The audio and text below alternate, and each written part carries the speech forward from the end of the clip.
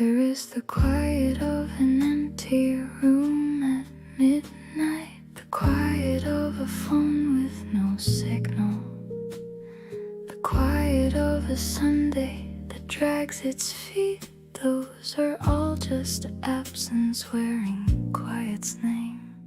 This quiet is made of things, not lack of things. The lap of water at the dock's edge, the small percussion of a branch settling, the breathing of the pines in the May wind. The quiet here is a different kind, full instead of hollow, present, not absent. It pushes back a little when pressed, has weight, has texture, has temperature. This is quiet that has earned its name, a different kind.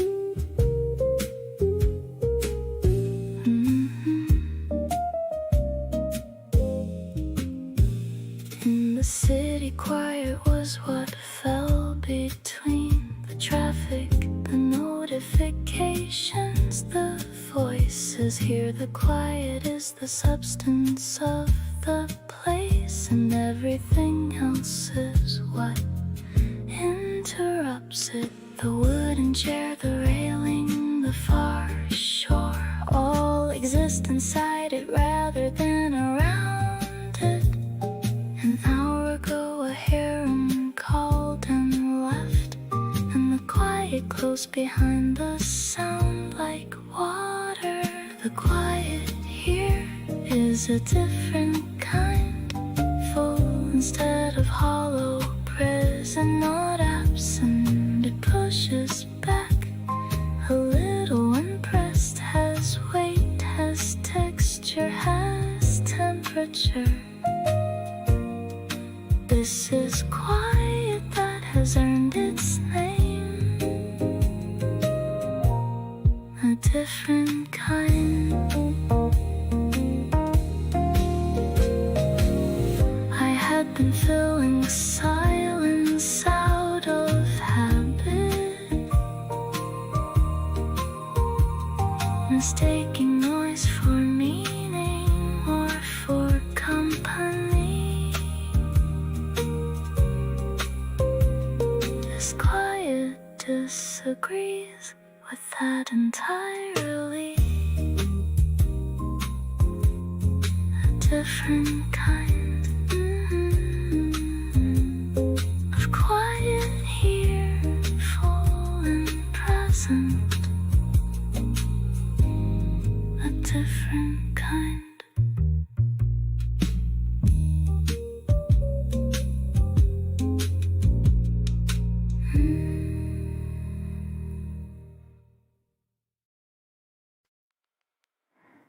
At the base of the duck, where the water begins, a low plant has pushed out a cluster of white petals, so small they might be mistaken for foam if you weren't paying the particular kind of attention.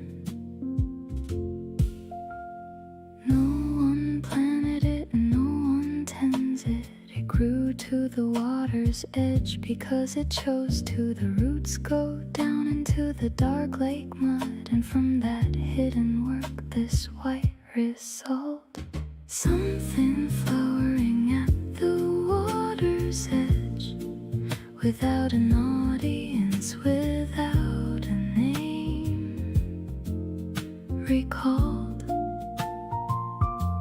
It started before I arrived this morning, and will continue after the car has gone. This small white thing at the border of the lake, flowering still.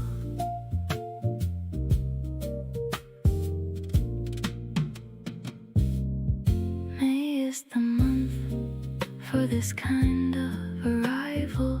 The unhurried blooming of the unremarked, the plants that grow where the dry land ends and offer what they have to the still water.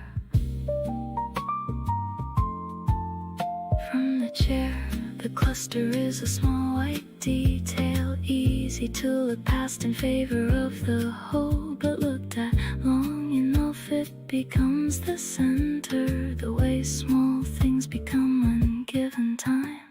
Something flowering at the water's edge, without an audience, without a name recalled.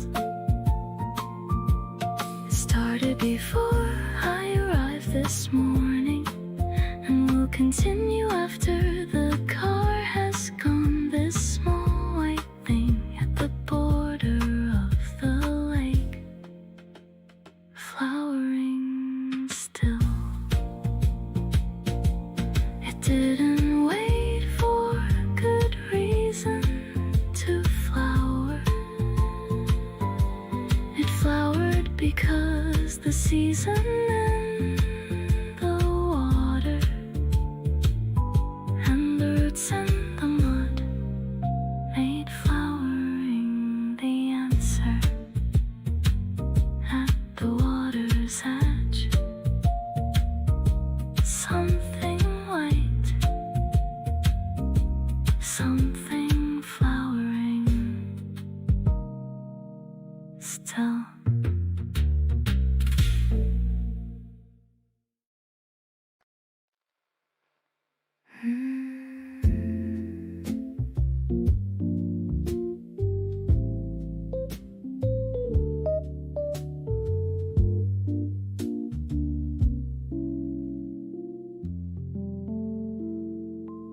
The last decision was pulling off the road.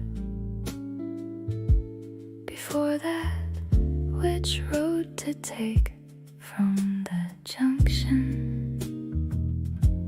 Since arriving at the dock, there has been nothing to decide, and the relief of that is vast. No small choices accumulating at the edges. Know what to do next, or which way to turn. Only the water, only the position of the chair, only the afternoon going where it goes. A whole afternoon without deciding, without choosing the better option, without weighing, without measuring, just sitting in the what there is, doing nothing that requires a decision. A whole afternoon.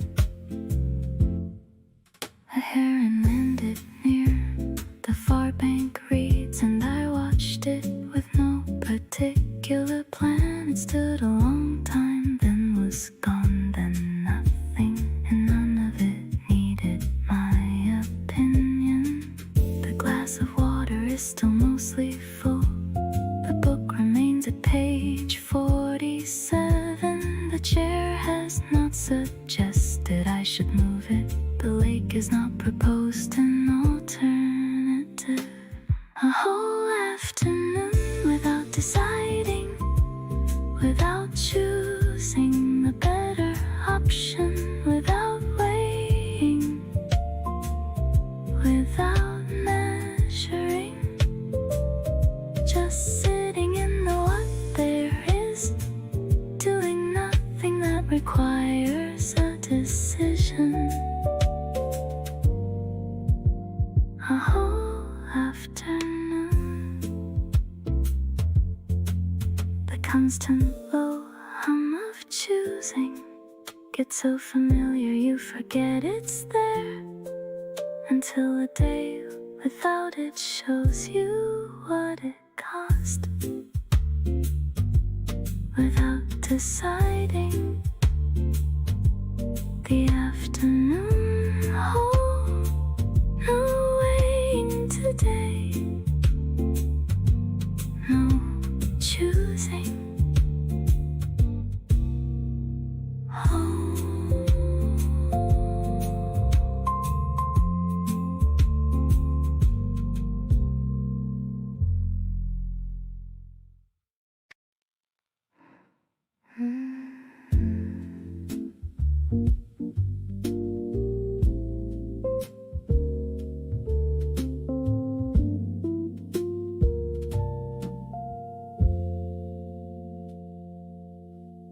Early May and the birch leaves are translucent, still folded at the edges, pale and thin.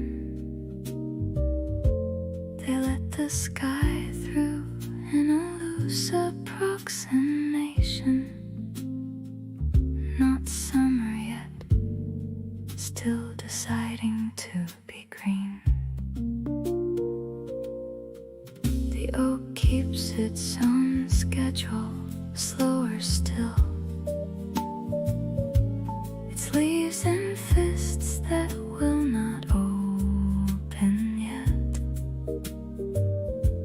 The pine behind the chair stays pine-colored, indifferent to the seasons. Arithmetic.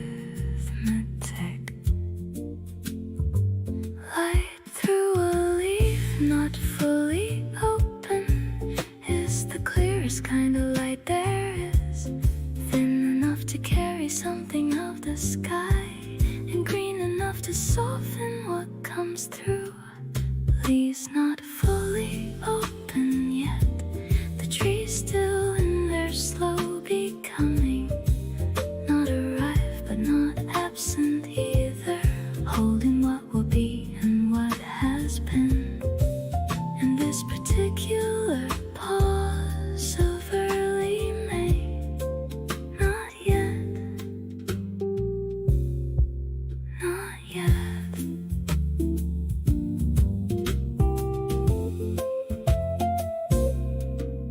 The wooden deck is dappled from above. The glass of water holds a greenish tinge. The whole lakeside is in this middle state of opening, of not quite having opened. Leaves not fully open yet, the trees still in their slow becoming. Not arrived but not absent either, holding what will be and what has been. In this particular pause of early May, not yet, not yet. There is a grace in the not yet open, the way a question holds more than an answer. The leaves know this without being told. Not yet, still opening. The pale green light, not yet.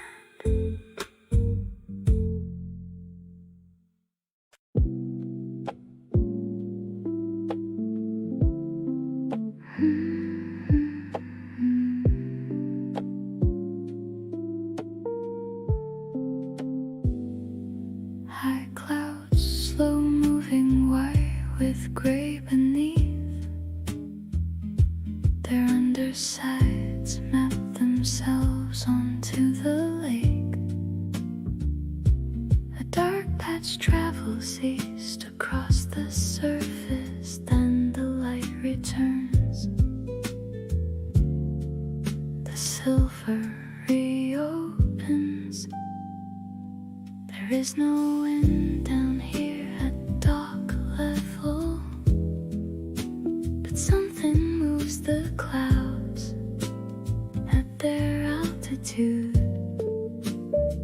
And so the lake keeps changing without changing. The same water, different colors, same water. Cloud shadows moving across the water,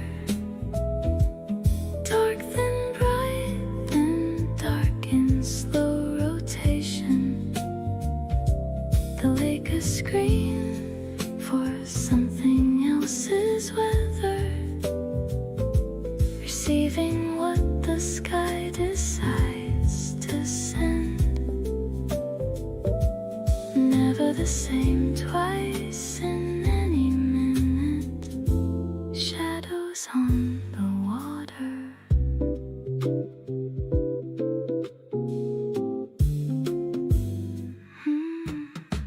One shadow lingers at the far shore's edge, darkening the distant pine line briefly, then lifts and the shore brightens in that way that makes you notice how much light there was.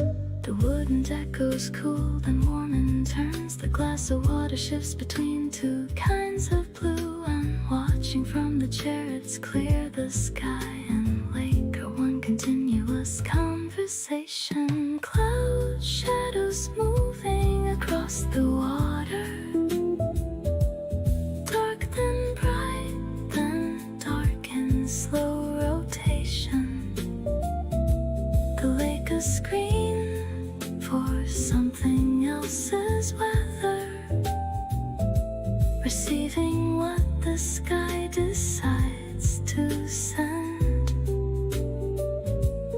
Never the same twice in any minute. Shadows on the water. The shadow is not the cloud, and yet without it you wouldn't see the cloud. The water shows you what the sky is doing. Across the water, shadow then light, the clouds above moving through.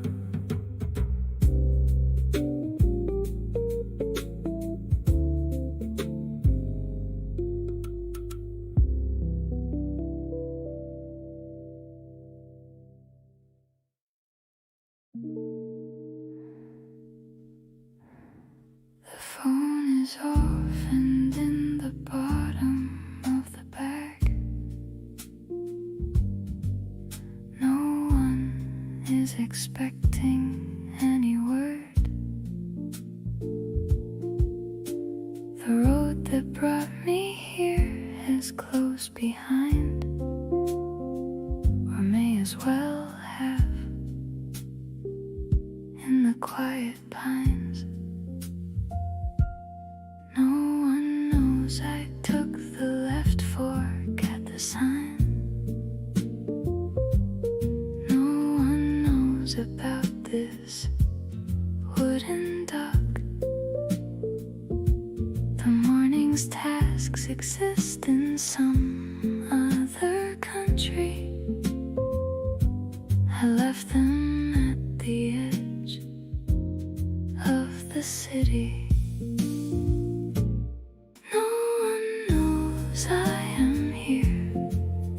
For once that feels like freedom, not absence, not disappearing. Just a small unclaimed afternoon where no name is needed. No one knows. A bird calls out to nothing in particular. A ripple starts and ends without a witness. The glass of water sweats against my palm.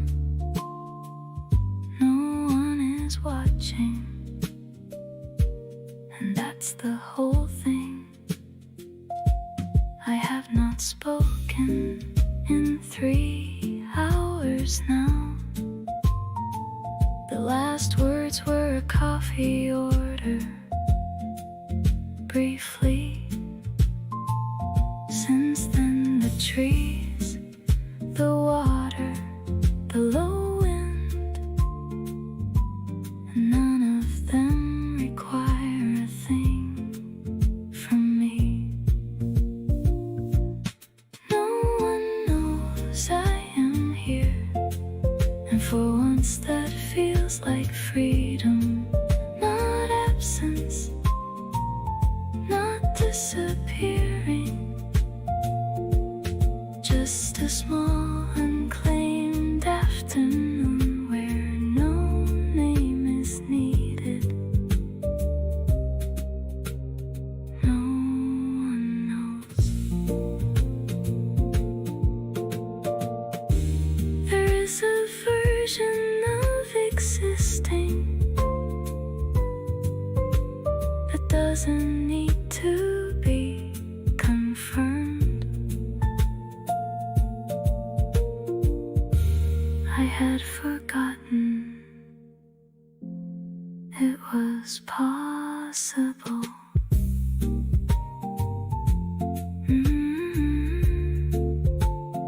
No one knows, no name today. I am here, just here.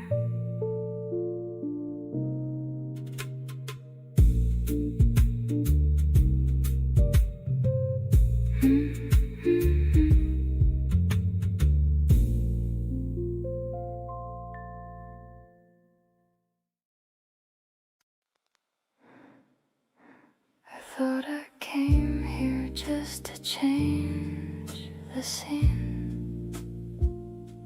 A practical decision, nothing deep. Pack a book, find water, find some air. I did not come here looking for a thing, but somewhere in the second hour of sitting, something behind the sternum loosened up. A tension I had stopped being able to feel, because it had been there too long to notice. I did not know I needed this. The lake, the chair, the afternoon alone. I did not know what had accumulated until it started slowly falling off. I did not know how much I had been carrying. I did not know.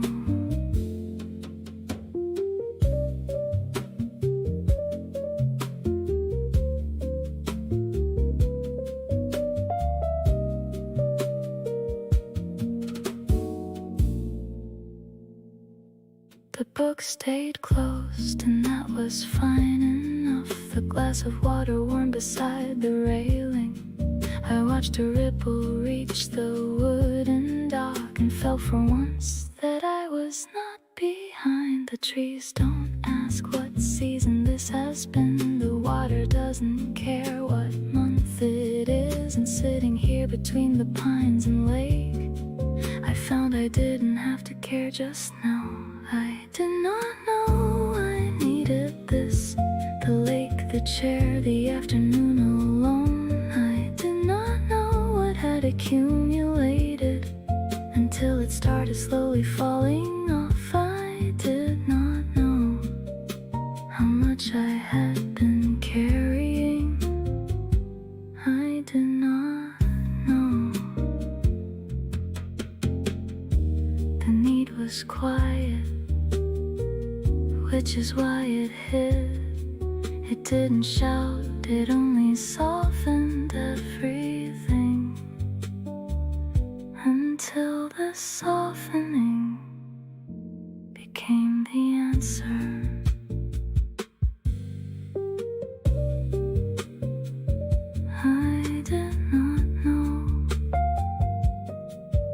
The lake knew, this afternoon knew. Now I know.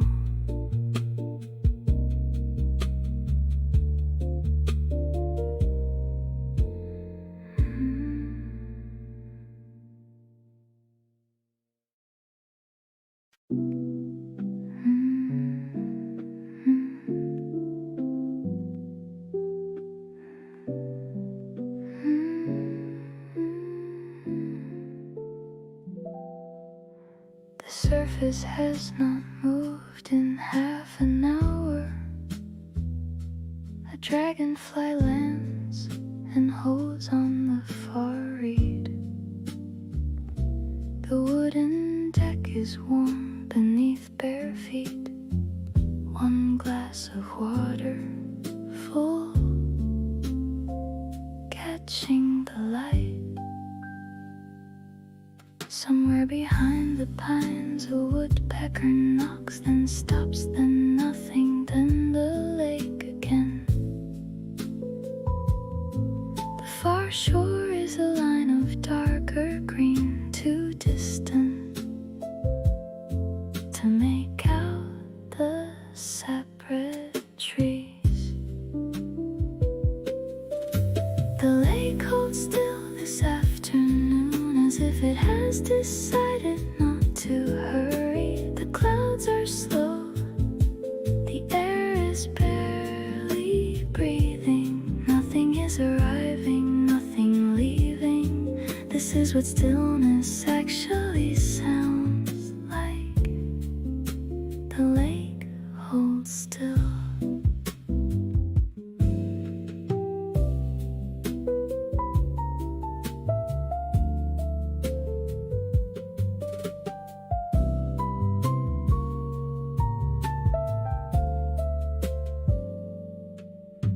The chair has left its mark in the soft wood, a small indentation, proof of staying. The book lies open to a page unread. The shadow of the railing crosses it. A single ripple moves from nowhere, fades. The surface seals itself and rests again. May light falls flat across the water skin, and the afternoon holds everything it has. The lake holds still this afternoon, as if it has decided not to hurry. The clouds are slow, the air is barely breathing. Nothing is arriving, nothing leaving. This is what stillness actually sounds like. The lake holds still.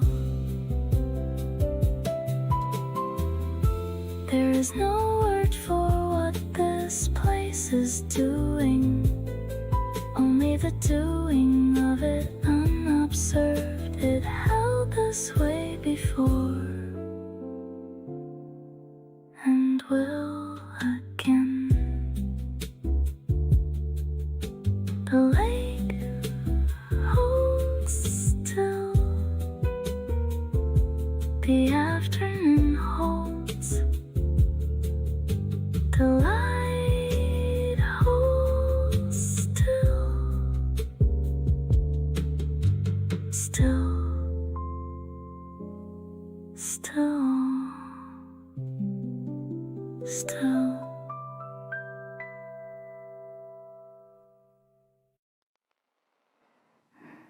Not the hard light of summer, not yet. This is the light that still apologizes, pale and white across the open water, finding everything without insisting. It catches on the near edge fades into scattered mirrors. The birch tree at the shoreline holds it briefly, then lets it go the way birch trees do. May light on the water, thin enough to see the stones below, soft enough to rest inside a long time. Moving and not moving both at once. This particular afternoon in early May light. An hour ago a small cloud passed between, and everything went gray and cool a moment. Then the cloud moved on and gave it back. The light returned without announcement. The wooden deck reflects a paler version. The glass of water holds a shard of sky. Even the book's white pages catch a little, and the whole afternoon becomes luminous. May light on the water, thin enough to see the stones below, soft enough to rest inside a long time. Moving and not moving both at once. This particular afternoon in early May light. It will be like this for only a few weeks. Then the light will thicken into summer. But today it is exactly this.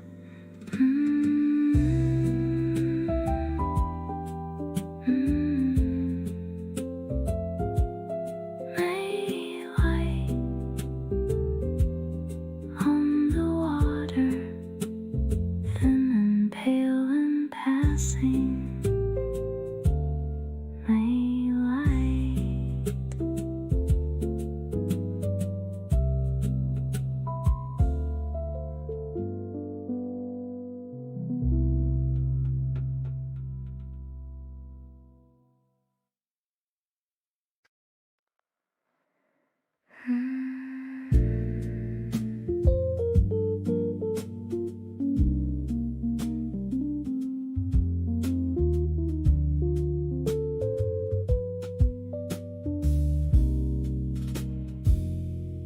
The light is doing something it does only now. This particular angle in the early evening, gold without harshness, touching the water sideways, making the surface look like it is breathing.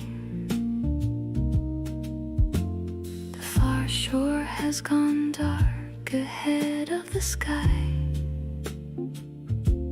a silhouette of pine against the pale above.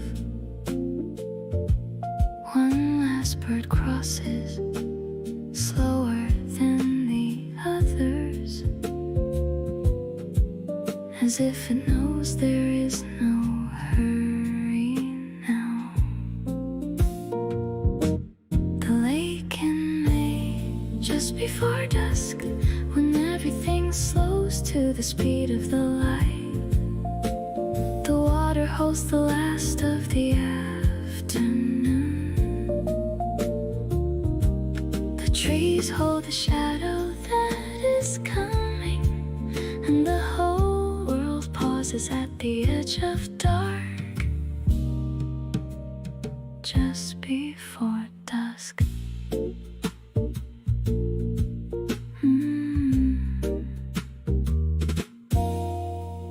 The wooden deck is cooled a little now.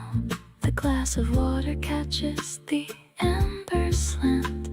The book has not been opened, and that's fine. Some days the world outside the page is enough. will stay out through the night ahead. The lake will hold its dark and then it's dawn, and May will open further into summer, while this afternoon becomes a kind of always. The lake in May, just before dusk, when everything slows to the speed of the light. The water holds the last of the afternoon. The trees hold the shadow that is coming, and the whole world pauses at the edge of dark, just before dusk. Every still afternoon carries a version of this, the light that earns its color by descending, the lake that receives it without asking what comes next. The lake in May, just before dusk. The light, the water,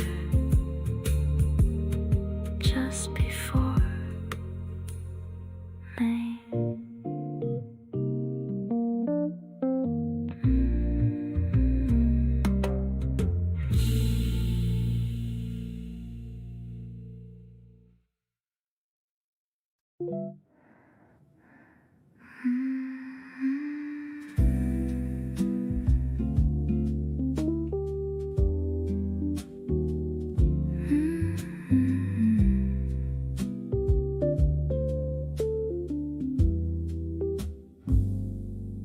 Motorway first, then smaller roads, then gravel. The signs stop making sense around, and now we're in. The forest closed on both sides of the lane, and then the trees parted, and there was the lake. I did not know exactly where I was going, only that it needed to be further. Past the last petrol station, past the last town, until the noise of living fell away. I drove for 2 hours to get here, past everything that had a claim on me, and now there is just this wooden chair, this lake, this afternoon in May. 2 hours of road, well worth the driving. I drove to get here. The engine ticked as it was cooling down. I stood beside the car and heard the water. It was enough to justify the whole thing, the whole long careful drive to get to this. Now there is a glass on the railing post and an empty afternoon ahead of me. No schedule, no one waiting for a message, just the far shore and the open sky above. I drove for 2 hours to get here, past everything that had a claim on me, and now there is just this wooden chair, this lake, this afternoon in May. 2 hours of road, well worth the driving.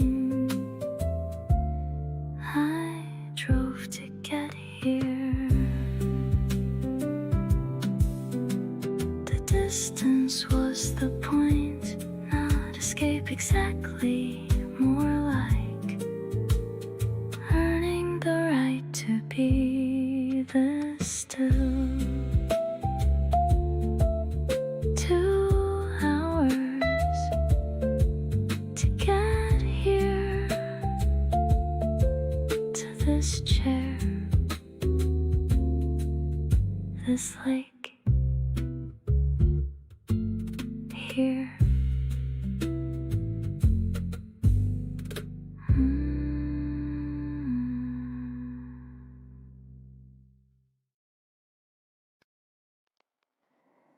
The light has shifted since the early afternoon.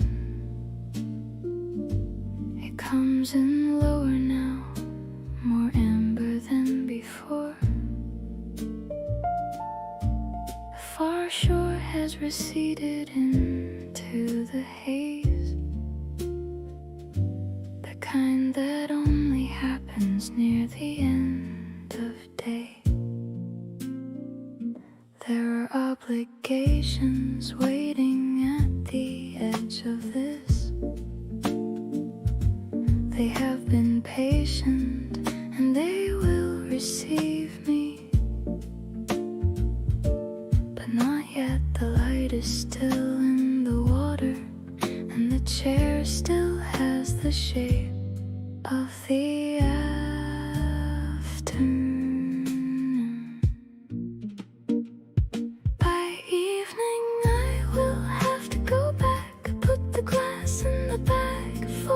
Blanket, pull the car out from under the pine trees and drive toward the thing that I came from. But by evening has not come yet, not yet.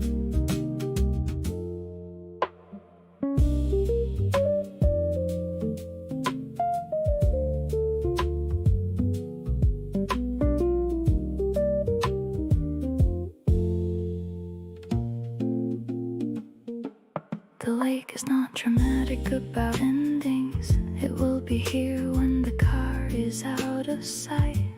It doesn't need to make a farewell gesture. The water holds its level and stays water. What I bring back will not be visible. No souvenir, no photograph that catches it. Only something in the way the shoulders sit. A small adjustment in the pace of breathing. By evening I will have to go back, but the glass in the bag, fold the blanket, pull the car out from under the pine trees and drive toward the thing that I came from. But by evening has not come.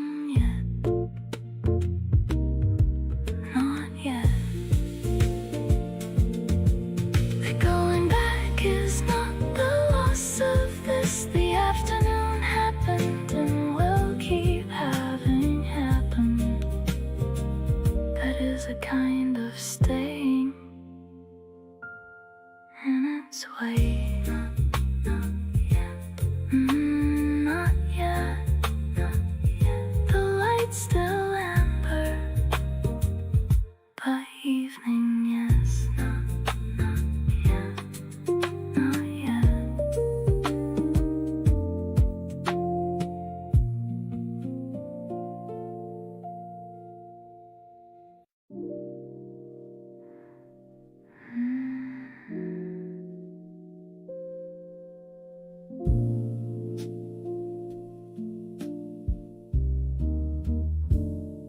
They came from the east tree line, low and fast, to dark shapes against the pale May sky.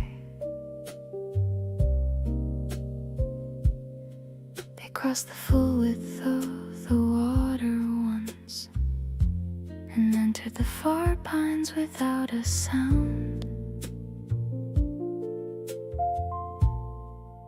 No name for what they were.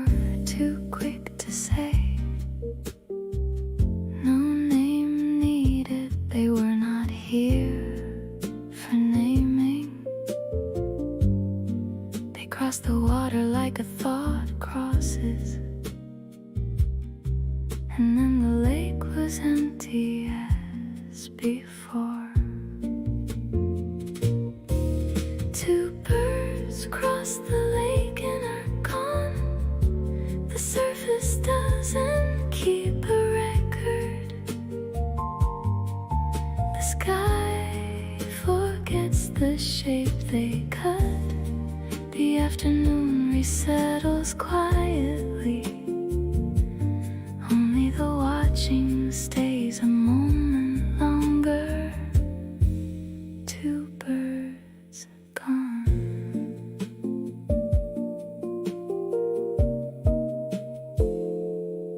The wooden deck holds still beneath the sun. The glass of water hasn't moved an inch, and yet something has shifted in the air. A second ago the sky held something living. This is what the lake keeps doing all day, receiving small events and releasing them. A ripple, a shadow, a crossing, a silence, and then the long return to how it was. Two birds cross the lake and are gone. The surface doesn't keep a record. The sky forgets the shape they cut.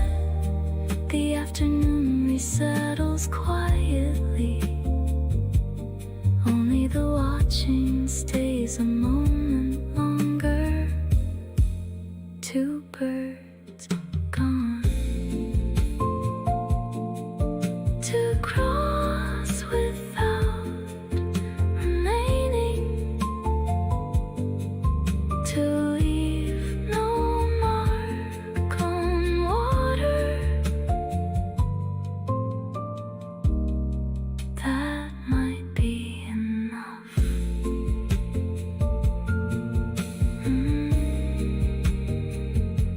Across the lake and gone. The water holds, just holds.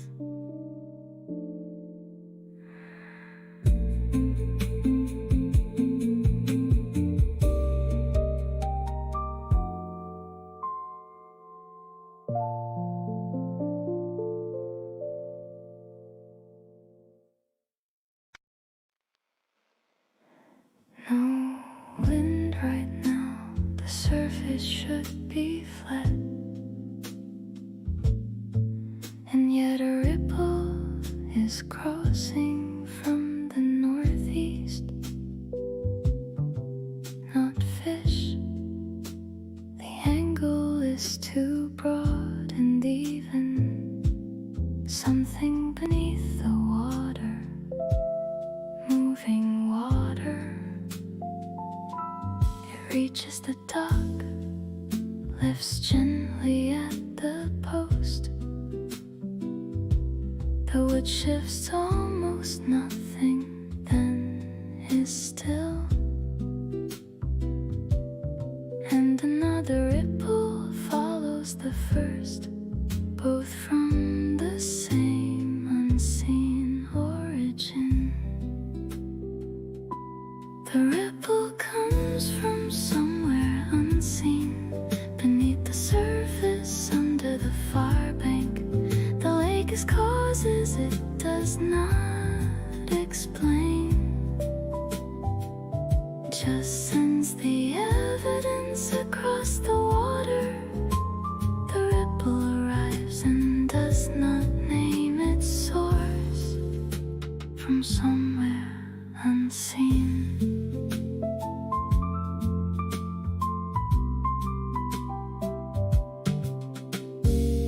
That is the nature of a surface. It shows the effects of things that remain invisible. The lake is always translating something deeper into language that the afternoon can hold. From the wooden chair, the rings are legible, small, unhurried, moving past the dock. The glass of water on the railing wobbles barely in sympathy with what the lake is doing. The ripple comes from somewhere unseen, beneath the surface, under the far bank. The lake has causes it does not explain,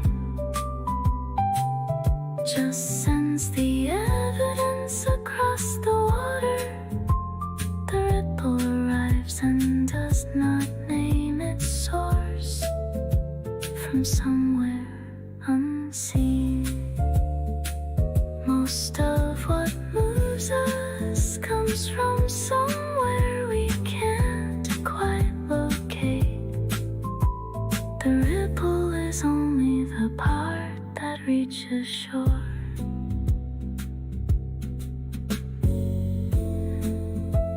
From somewhere unseen, the ripple arrives.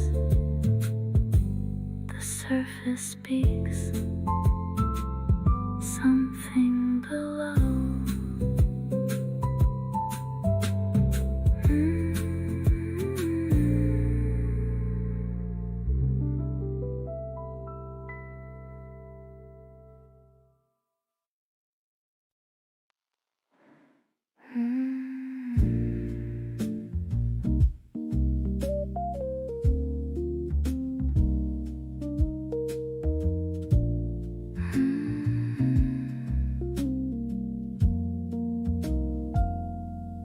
Traffic reports are for another world. The meetings rescheduled themselves without me.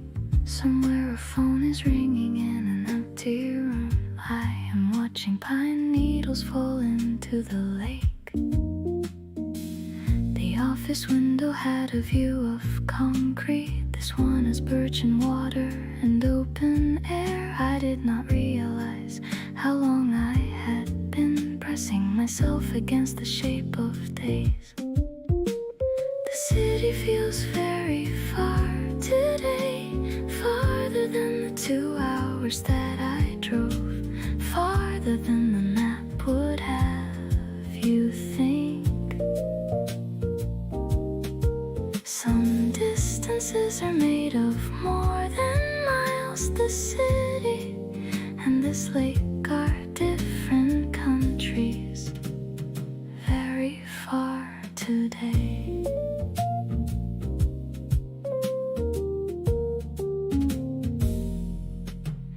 The gritted noise of it, the pace of it, the way a morning feels before it started, all of that belongs to someone else today, someone I can barely recognize from here. The chair sits at an angle to the water, a glass half full beside the wooden post. No deadline waits at the edge of the tree line. The afternoon is long and goes nowhere. The city feels very far today, farther than the 2 hours that I drove, farther than the map would have you think. Some distances are made of more than miles. The city and this lake are different countries, very far today. It didn't dissolve, it just receded, the way a fever breaks at last, and you remember what cool feels like.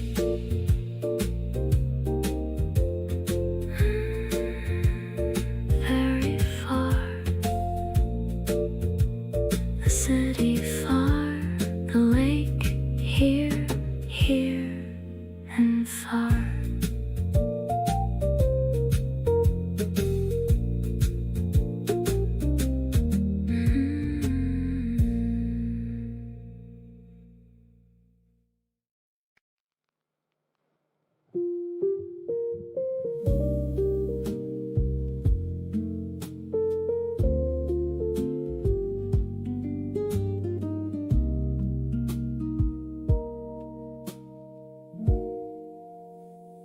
city has its own wind, flat and hard, that moves between buildings without touching anything. I had forgotten there was a different wind, the kind that moves through things rather than past them. The sound the pine tops make in a May breeze is not one sound, but several at once. The dry friction of branch against branch, and underneath, the hiss of 10,000 needles. I had forgotten what trees sound like in wind, and the particular wind of May, the low, continuous speech of it. Nothing urgent in it, nothing sharp, just the long, slow conversation of the canopy. I had forgotten. A gust comes through and the whole lakeside lifts. The sound rises into something close to roaring and then drops back into the gentle version and then into near silence. And then again, standing on the wooden deck with eyes closed, the trees are all around and sound and smell the resin in the warming afternoon, the creak and sway above the still water. I had forgotten what trees sound like in wind, in the particular wind of May, the low, continuous speech of it. Nothing urgent in it, nothing sharp, just the long, slow conversation of the canopy. I had forgotten. Memory stores what we paid attention to.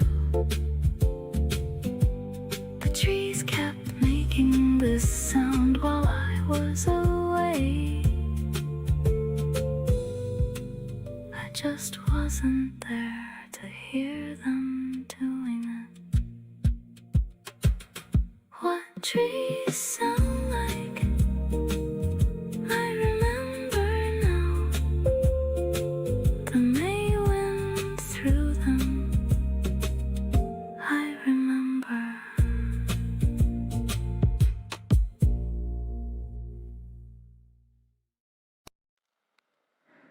Someone placed it here before today,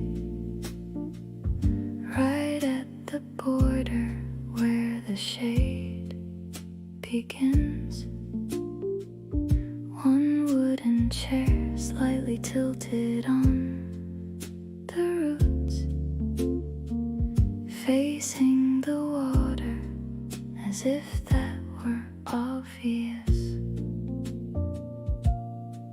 The trees are at its back, the lake ahead, a perfect arrangement for an afternoon. The arms are worn smooth where hands have rested, the legs have sunk a little in the earth.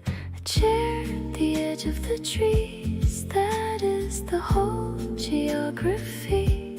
The pines behind, the open water forward, and whoever sits here in between, not forest, not the lake, just the threshold. A chair at the edge.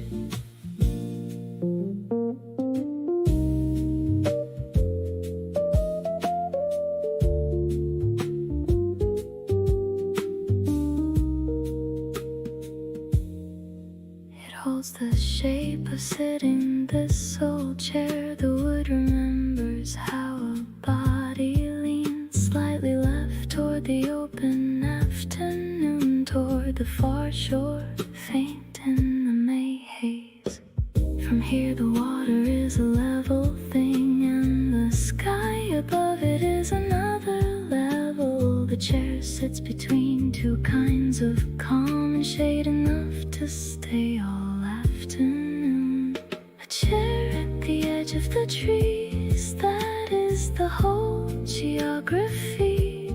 The pines behind, the open water forward. And whoever sits here in between, not forest, not the lake, just the threshold. A chair at the edge.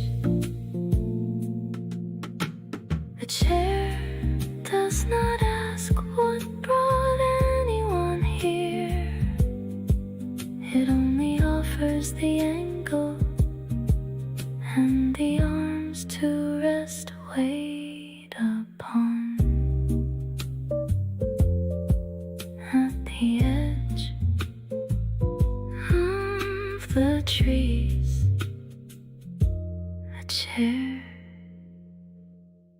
waiting.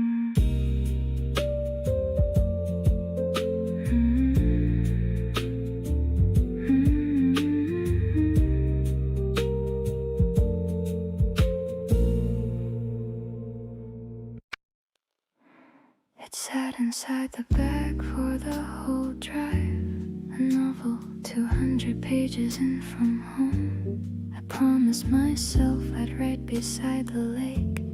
It is now face down beside the glass of water. Page 47, still as it has been. The spine holds its crease from weeks of intentions, but the lake kept asking to be looked at, and the pages went and turned all afternoon. The book I brought but haven't opened lies on the deck beside the railing post. It doesn't mind, it has all the time that books always have, which is endless. And the lake today was more than enough to read. The book can wait.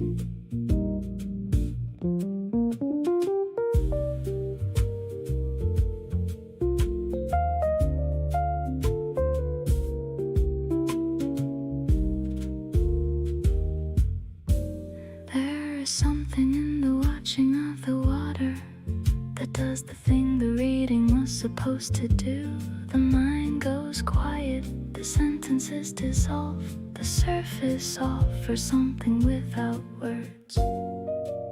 By late afternoon, a shadow from the pine fell across the cover, hid the title, and I thought tomorrow, or next time, or never, and found I held that thought without alarm. The book I brought but haven't opened lies on the deck beside the railing post. It doesn't mind, it has all the time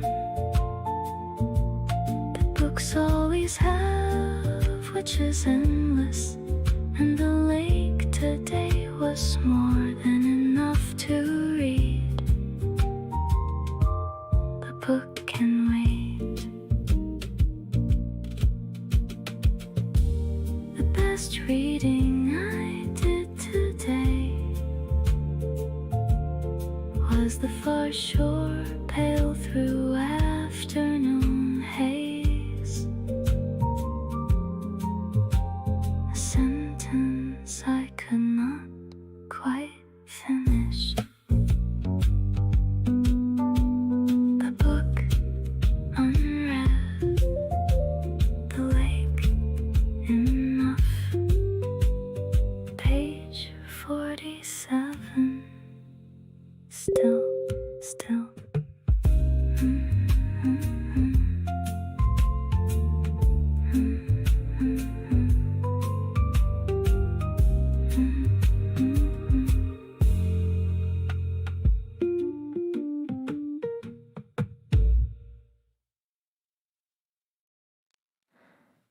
inbox will be there when I return. The items on the list will still be items. Whatever felt pressing at 8 this morning has pressed itself against the morning's edge. I checked briefly at the first rest stop, scrolled and found the usual shapes of things, closed the screen and pulled back onto the road, and by the time the trees arrived it faded. Nothing I left behind is urgent, or if it is, it will wait its proper turn. The lake did not call ahead to schedule. It is simply here, and so today am I. Nothing left behind requires me now. Nothing urgent.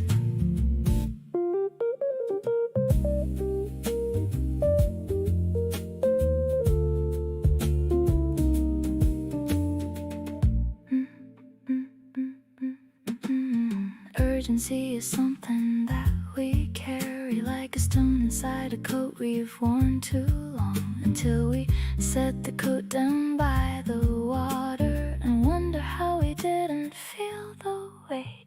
The afternoon has no agenda for me. The birch trees have no ask, the water none. A single heron on the far bank stands and demonstrates the art of not deciding.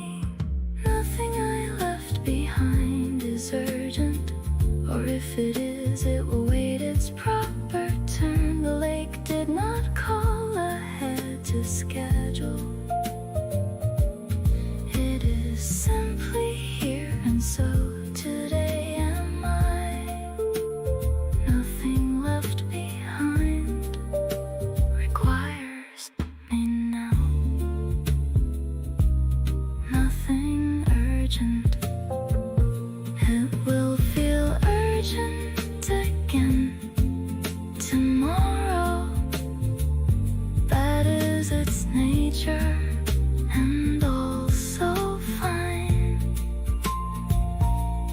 But today the word doesn't apply.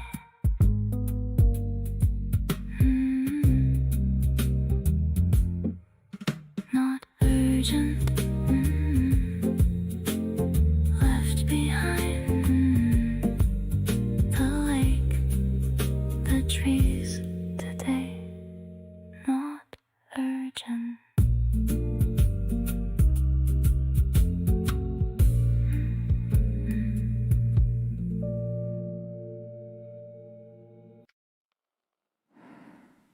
The lake had been a sheet of hammered silver,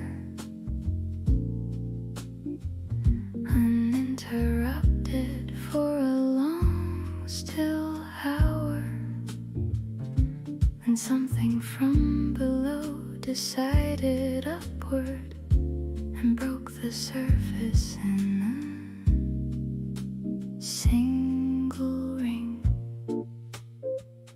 No splash, no drama, only a quiet circle expanding outward from the point of contact. The fish was gone before the ring was wide, back into the green and unobserved below. A fish breaks the surface once, one ring moves out and fades at the reed bed. The afternoon absorbs it without comment. The lake returns to what it was before, and the watching of it is the whole event, once and gone.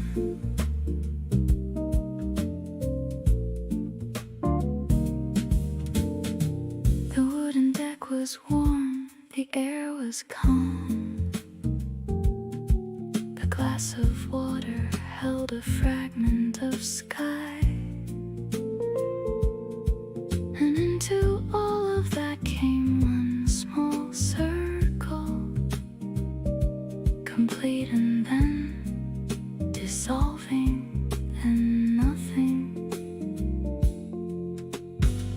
These are the events the lake curates, not grand, not meant for any audience. A fish during the afternoon, continuing the reed bed, holding what the water sends. A fish breaks the surface once, one ring moves out and fades at the reed bed. The afternoon absorbs it without comment. The lake returns to what it was before, and the watching of it is the whole event, once and gone. To surface briefly, leave one mark in the still water, and go back down. That's something. Once, one ring, then the water still again.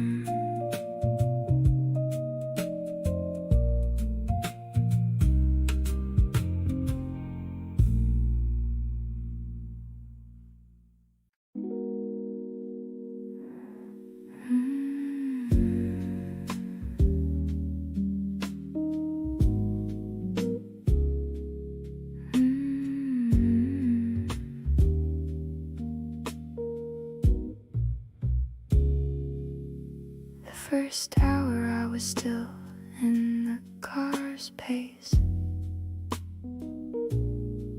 The second hour I sat but couldn't settle. My mind kept tallying up unfinished things, kept leaving and coming back and leaving. Around the third hour, the tallying stopped. Not because the list was shorter, just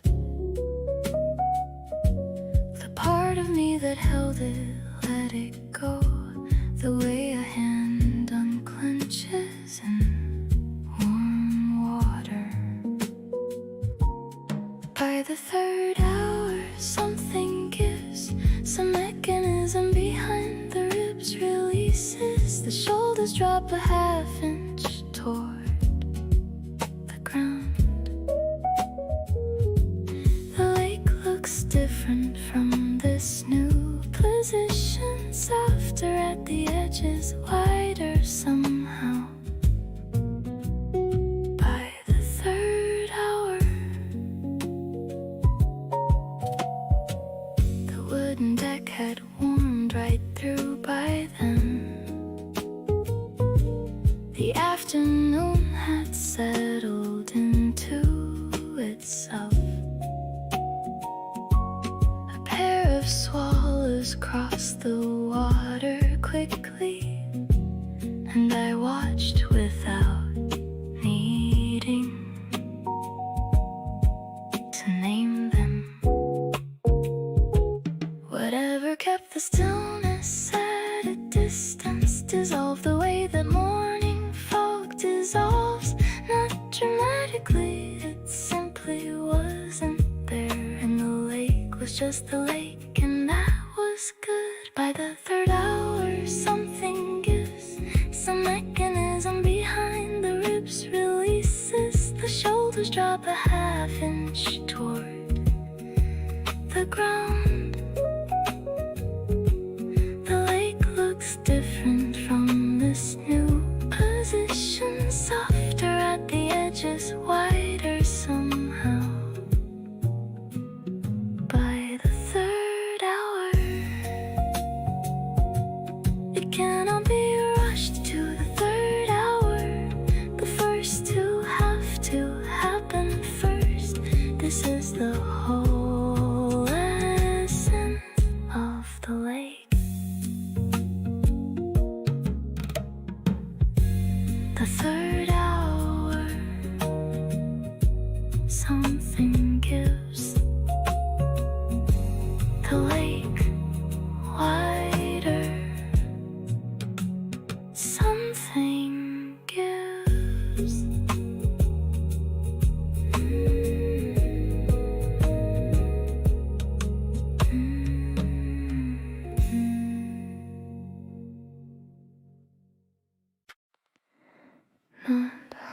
homesick for a place I grew up in, not for a person or particular year.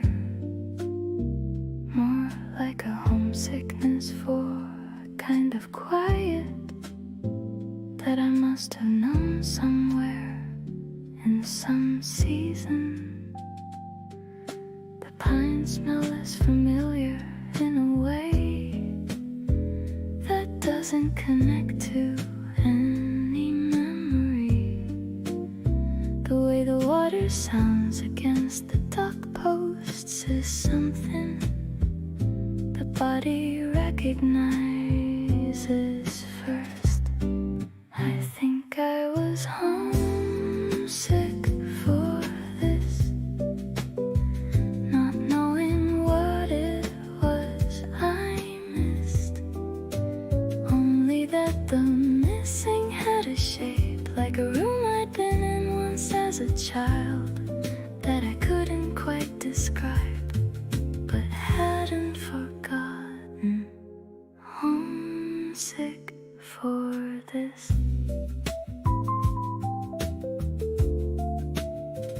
And now the chair and the water and the May air are filling something that was left unfilled.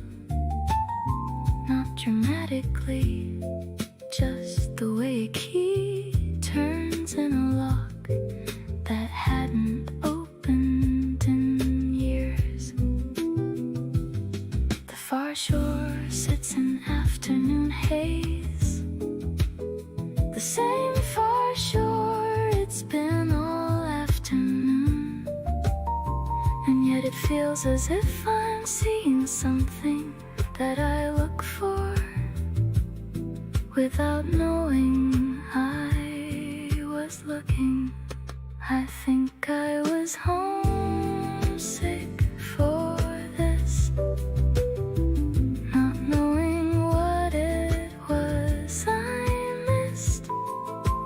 Only that the missing had a shape like a room I'd been in once as a child that I couldn't quite describe, but hadn't forgotten. Homesick for this. Home is not always where you came from. Sometimes it's where the ache finally stops. I think this lake is that, or near enough. Homesick for this. The water, the trees, home for today. The ache gone still.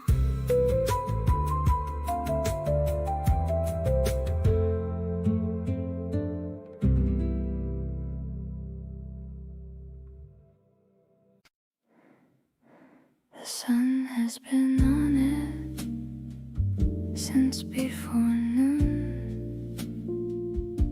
The planks have absorbed the hours without complaint,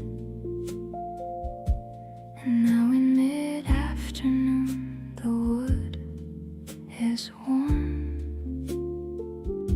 in a way that goes beyond the current sun. It holds the warmth the way old wood holds things, deep in the grain, patient and collected. Step onto it barefoot and it answers with all the afternoon it has been saving. The deck holds the warmth of the afternoon. Boards that have been listening to the sun, warm enough to sit on without a blanket, warm enough to press a bare palm against. The whole long afternoon stored in the grain. The deck holds it.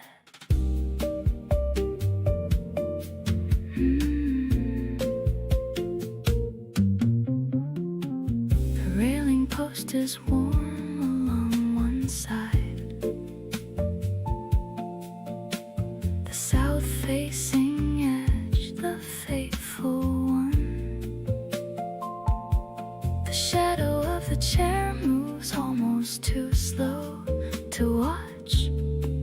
stretches itself across the wood. The glass of water has been sitting here and left a small cool ring in the warm blanks. That's the whole conversation between them. The water's coolness and the wood's long warmth. The deck holds the warmth of the afternoon.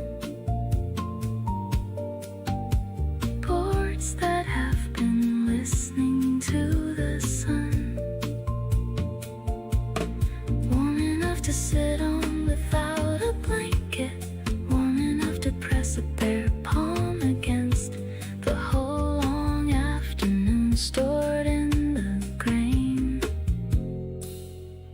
The deck holds it. Things that cannot speak still keep account. The wood knows something of the hours past. You can read them with the back of your hand. The warm deck, the afternoon in it, held in the grain, still warm.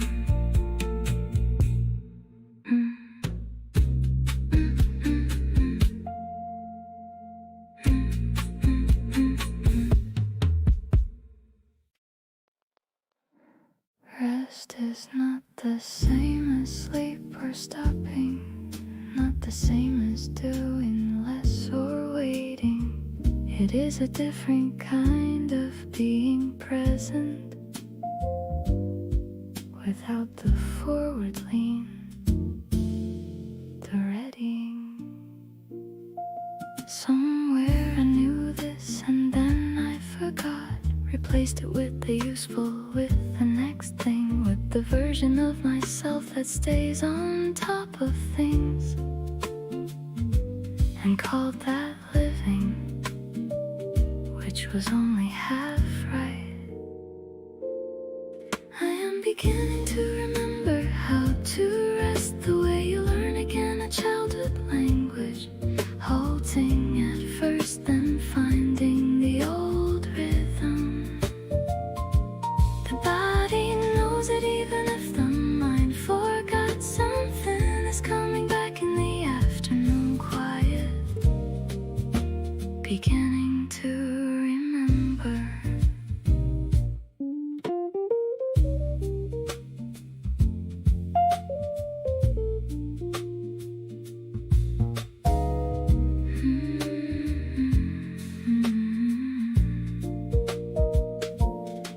The chair is teaching me by giving nothing, no instruction, no reward for sitting well, just the wood beneath, the water ahead, and permission to remain without a purpose. The pine trees have been resting all year long, between the wind events and the light events. That is not laziness, that is how they grow. I had confused the two, apparently.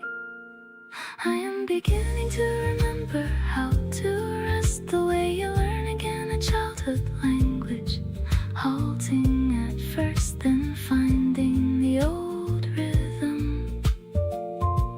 The body knows it even if the mind forgot. Something is coming back in the afternoon quiet, beginning to remember. You don't remember how to rest by trying harder. You remember by allowing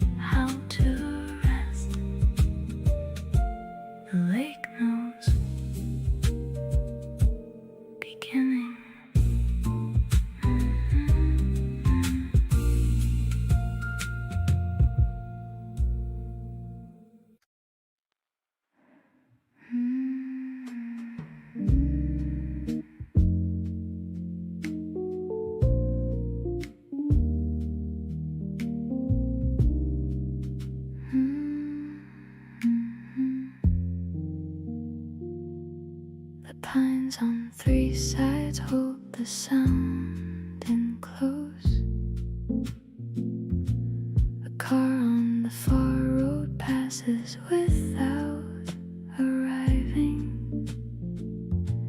The sound comes in, diminishes, is absorbed. The forest takes it and gives back the quiet. A woodpecker's knock runs through the canopy, bounces from trunk to trunk and settles down. The trees pass sounds among themselves like objects, exchanged and softened, held and then released. The forest keeps the sound inside, muffles what comes from the outside world, amplifies what grows within its borders. The creak of branch, the drip from last night's rain, everything that happens here stays here. The forest keeps it.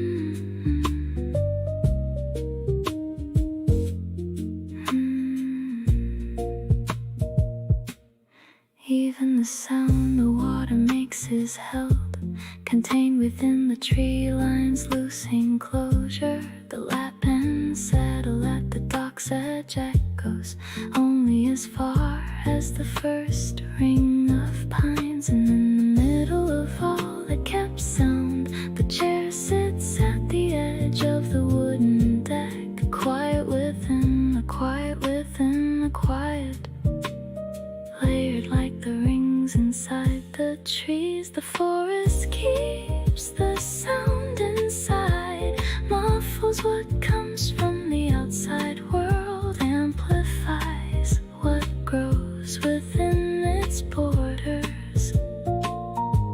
The creak of branch, the drip from last night's rain, everything that happens here stays here.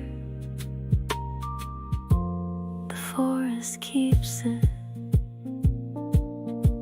to be held like sound inside the forest, not lost, not broadcast, just present within walls that were never walls. Inside the forest, the sound stays. The lake inside, kept and quiet.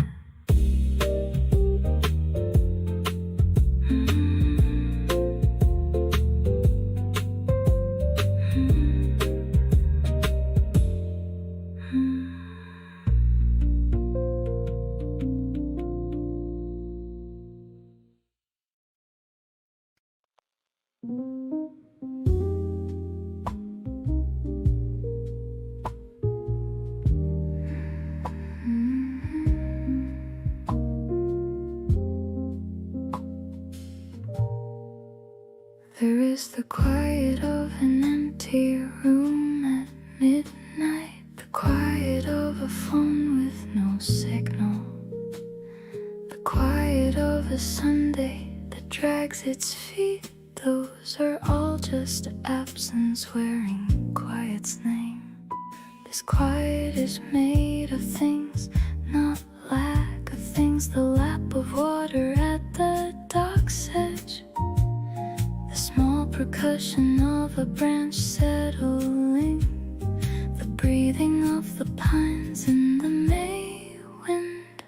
The quiet here is a different kind, full instead of hollow, present, not absent. It pushes back a little when pressed, has weight, has texture, has temperature.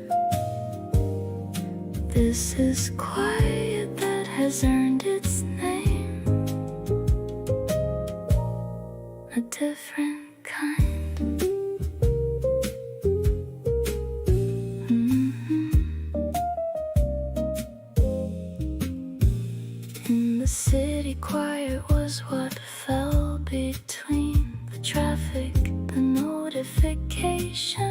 the voices. Here the quiet is the substance of the place, and everything else is what interrupts it. The wooden chair, the railing, the far shore, all exist inside it rather than around it.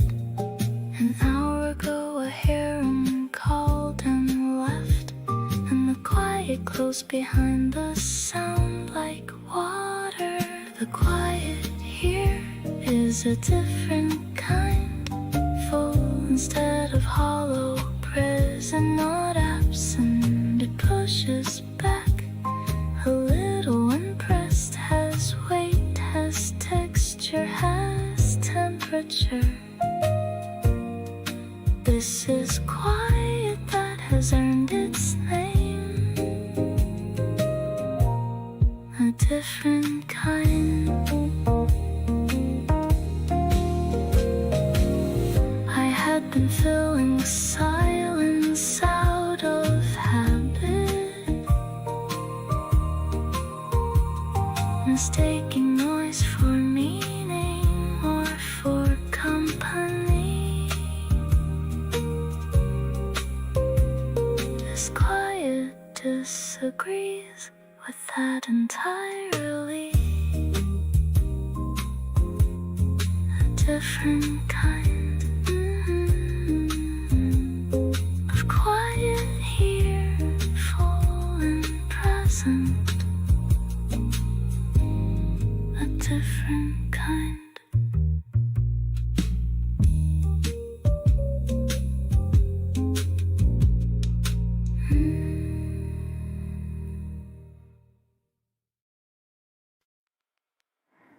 At the base of the duck, where the water begins,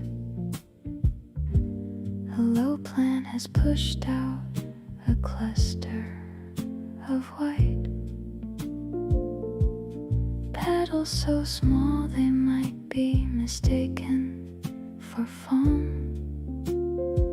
if you weren't paying the particular kind of attention.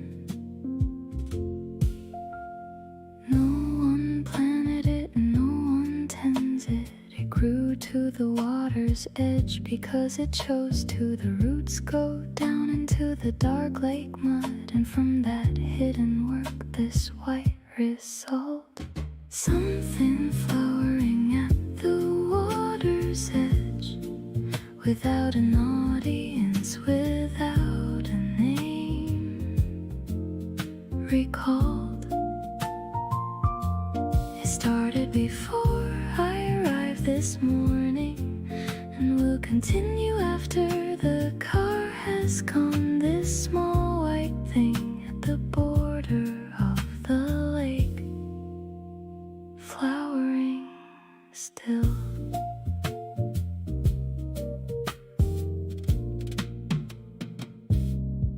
May is the month for this kind of arrival, the unhurried blooming of the unremarked, the plants that grow where the dry land ends and offer what they have to the still water. From the chair, the cluster is a small white detail, easy to look past in favor of the whole, but looked at long enough it becomes the center, the way small things become when given time. Something flowering at the water's edge, without an audience, without a name recalled. It started before I arrived this morning, and will continue after the car has gone. This small white thing at the border of the lake, flowering still. It didn't wait for good reason to flower.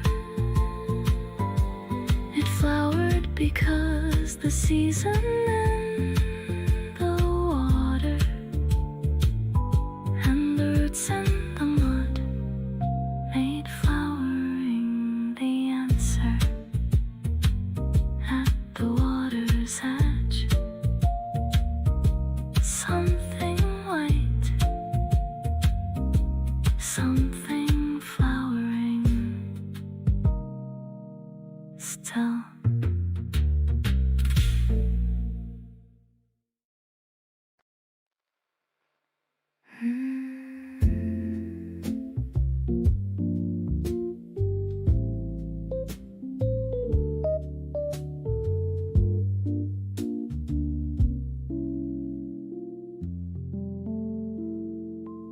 The last decision was pulling off the road.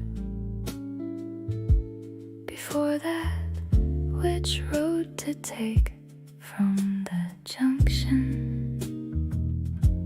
Since arriving at the dock, there has been nothing to decide, and the relief of that is vast. No small choices accumulating at the edges. Know what to do next, or which way to turn. Only the water, only the position of the chair. Only the afternoon going where it goes. A whole afternoon without deciding, without choosing the better option, without weighing, without measuring, just sitting in the what there is, doing nothing that requires a decision. A whole afternoon. A heron landed near the far bank reeds, and I watched it with no particular plan. It stood a long time, then was gone, then nothing, and none of it needed my opinion. The glass of water is still mostly full.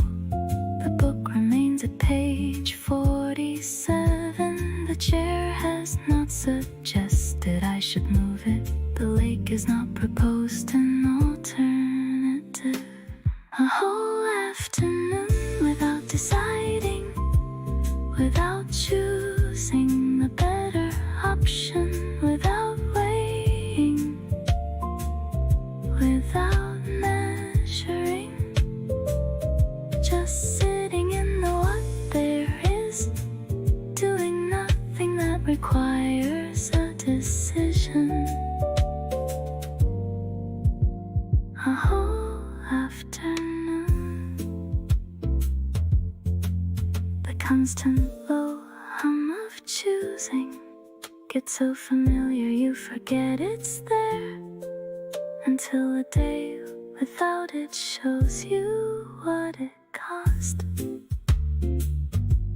Without deciding, the afternoon hold no waiting today, no choosing.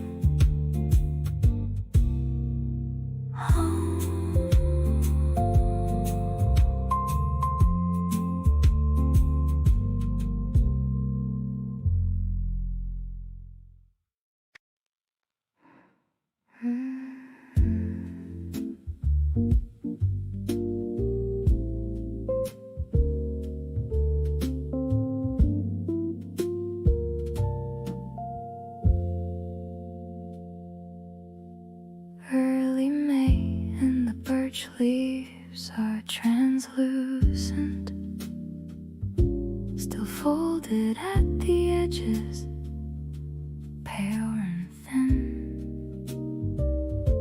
They let the sky through in a loose approximation. Not summer yet, still deciding to be green. The oak keeps its own schedule, slower still. Its leaves and fists that will not open yet. The pine behind the chair stays pine-colored, indifferent to the seasons. Arithmetic, light through a leaf not fully open, is the clearest kind of light there is, thin enough to carry something of the sky, and green enough to soften what comes through. Leaves not fully open yet, the trees still in their slow becoming, not arrived but not absent either, holding what will be and what has been. And this particular pause of early May, not yet, not yet.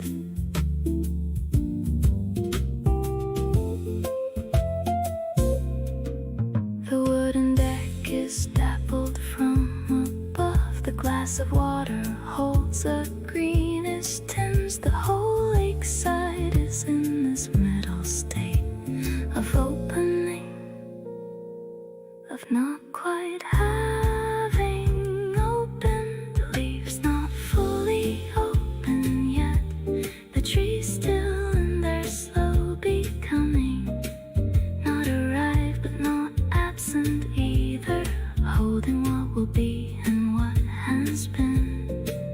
In this particular pause of early May, not yet,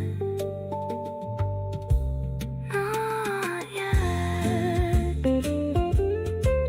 There is a grace in the not yet open, the way a question holds more than an answer. The leaves know this without being told. Not yet, still opening, the pale green light. Not yet.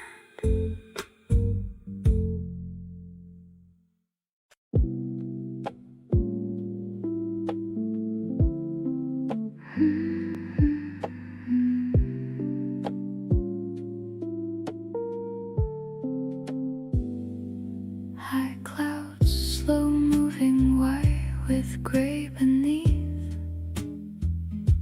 Their undersides map themselves onto the lake. A dark patch travels east across the surface, then the light returns. The silver reopens. There is no wind down here at dock level, but something moves the clouds at their altitude. And so the lake keeps changing without changing. The same water, different colors, same water. Cloud shadows moving across the water, dark then bright, then dark in slow rotation. The lake a screen for something else's weather, receiving what the sky decides to send. Never the same twice in any minute. Shadows on the water.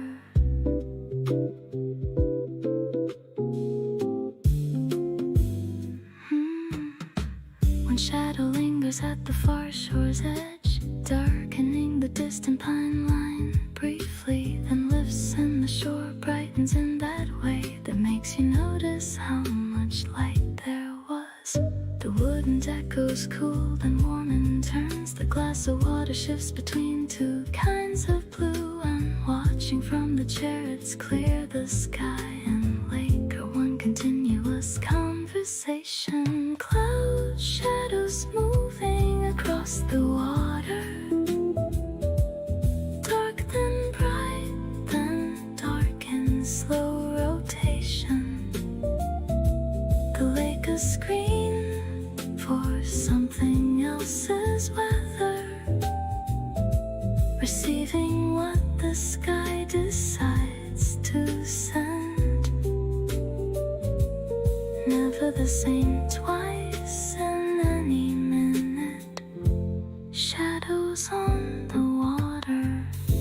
The shadow is not the cloud, and yet without it you wouldn't see the cloud. The water shows you what the sky is doing.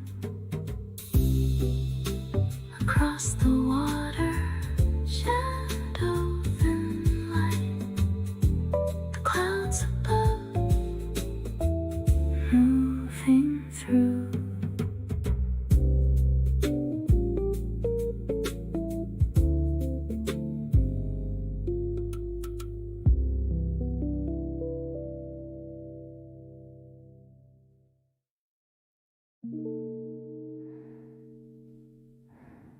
The phone is off and in the bottom of the bag.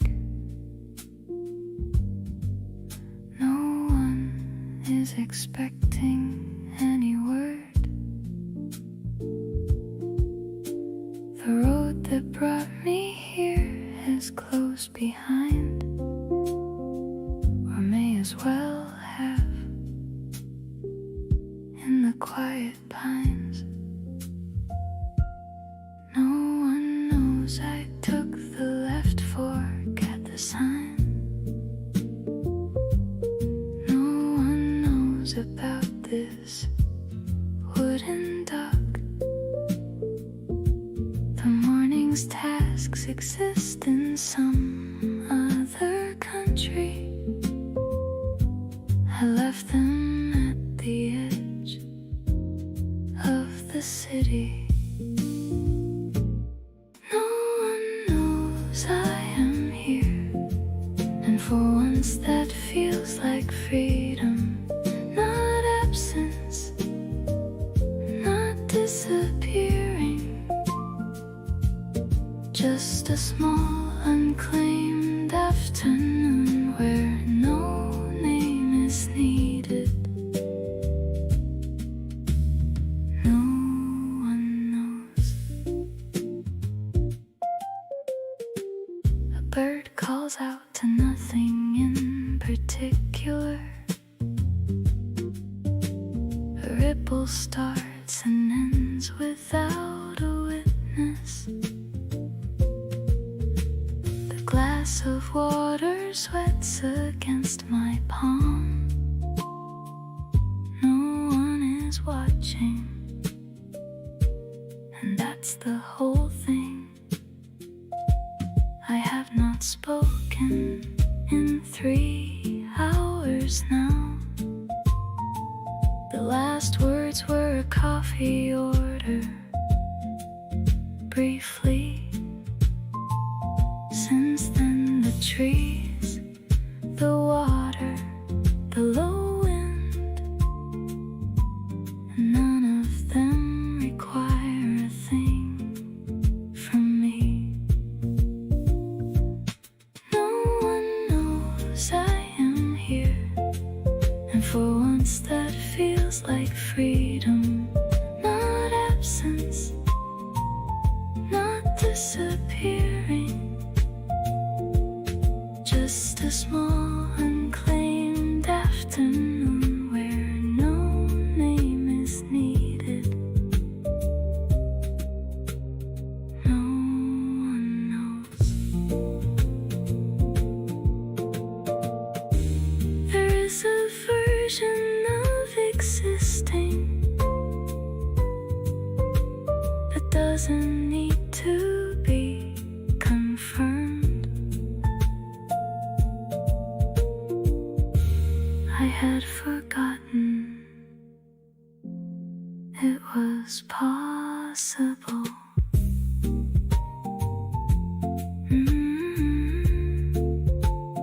No one knows, no name today.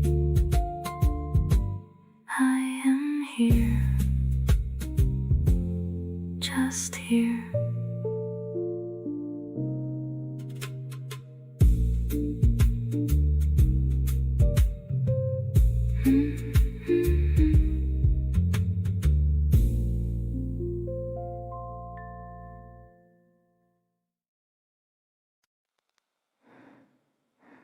I thought I came here just to change the scene.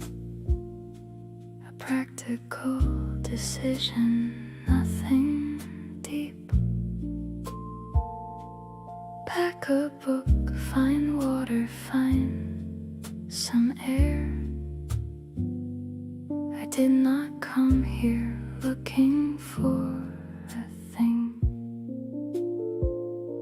but somewhere in the second hour of sitting, something behind the sternum loosened up. A tension I had stopped being able to feel, because it had been there too long to notice. I did not know I needed this. The lake, the chair, the afternoon alone. I did not know what had accumulated until it started slowly falling off. I did not know how much I had been carrying. I did not know.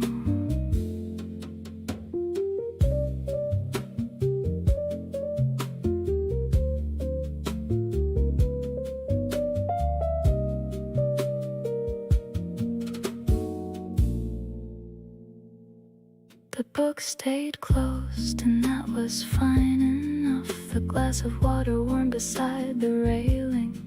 I watched a ripple reach the wooden dock, and felt for once that I was not behind. The trees don't ask what season this has been. The water doesn't care what month it is. And sitting here between the pines and lake, I found I didn't have to care just now. I did not know I needed this. The lake, the chair, the afternoon alone. I did not know what had accumulated until it started slowly falling off. I did not know how much I had been carrying. I did not know. The need was quiet, which is why it hit. It didn't shout, it only softened everything, until the softening became the answer.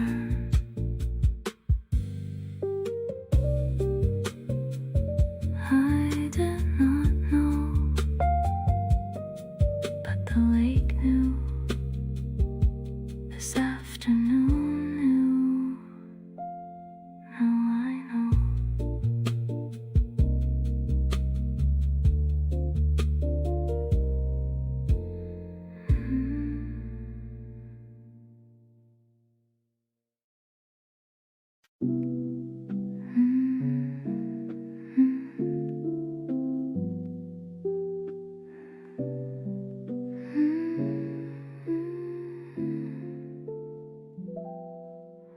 The surface has not moved in half an hour.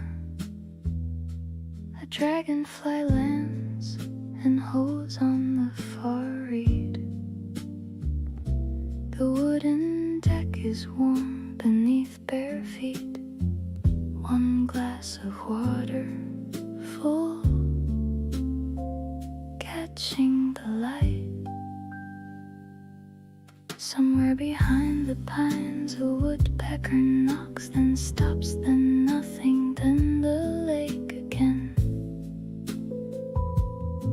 The far shore is a line of dark darker green, too distant to make out the separate trees. The lake holds still this afternoon, as if it has decided not to hurry. The clouds are slow, the air is barely breathing. Nothing is arriving, nothing leaving. This is what stillness actually sounds like. The lake holds still.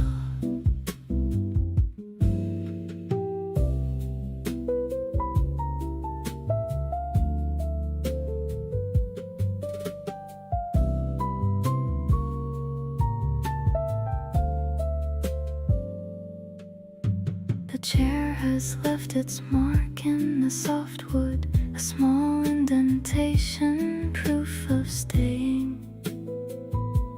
The book lies open to a page unread. The shadow of the railing crosses it. A single ripple moves from nowhere, fades. The surface seals itself and rests again. May light falls flat across the water skin, and the afternoon holds everything it has. The lake holds still this afternoon, as if it has decided not to hurry. The clouds are slow, the air is barely breathing. Nothing is arriving, nothing leaving. This is what stillness actually sounds like. The lake holds still. There is no word for what this place is doing, only the doing of it unobserved. It held this way before and will again. The lake holds still.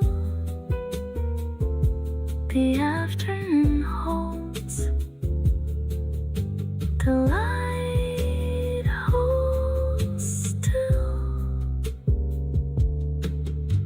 Still. Still. Still.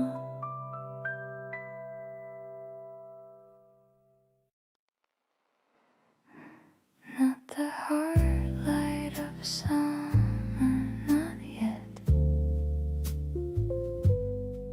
This is the light that still apologizes, pale and white across the open water, finding everything without insisting. It catches on the near edge of each ripple, turns the surface into scattered mirrors. The birch tree at the shoreline holds it briefly, then lets it go the way birch trees do. May light on the water, thin enough to see the stones below, soft enough to rest inside a long time, moving and not moving both at once. This particular afternoon in early May light. An hour ago a small cloud passed between, and everything went gray and cool a moment. Then the cloud moved on and gave it back. The light returned without announcement. The wooden deck reflects a paler version. The glass of water holds a shard of sky. Even the book's white pages catch a comes luminous May-light on the water, thin enough to see the stones below, soft enough to rest inside a long time, moving and not moving both at once. This particular afternoon in early May-light,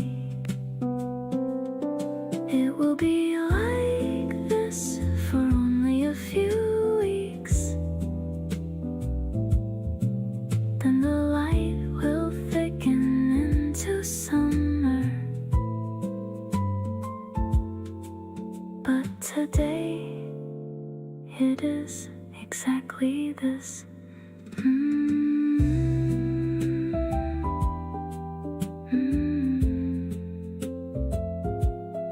May-light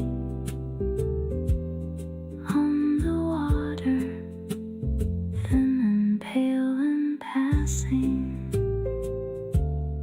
May-light.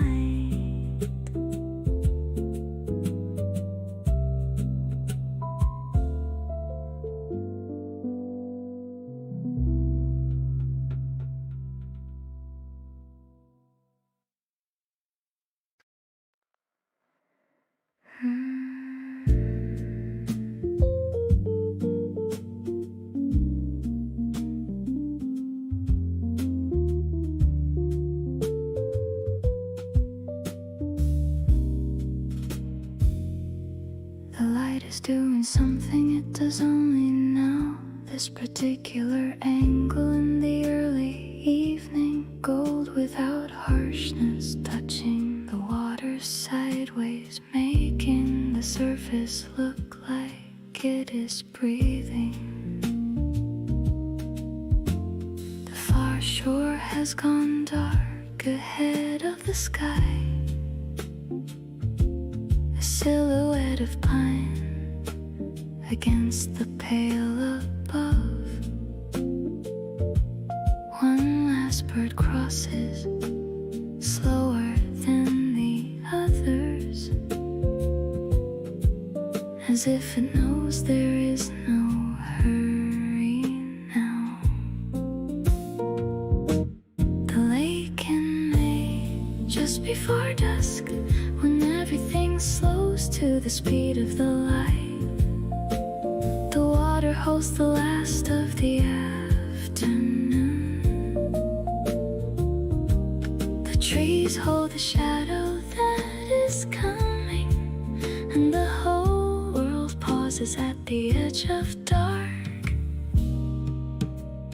just before dusk.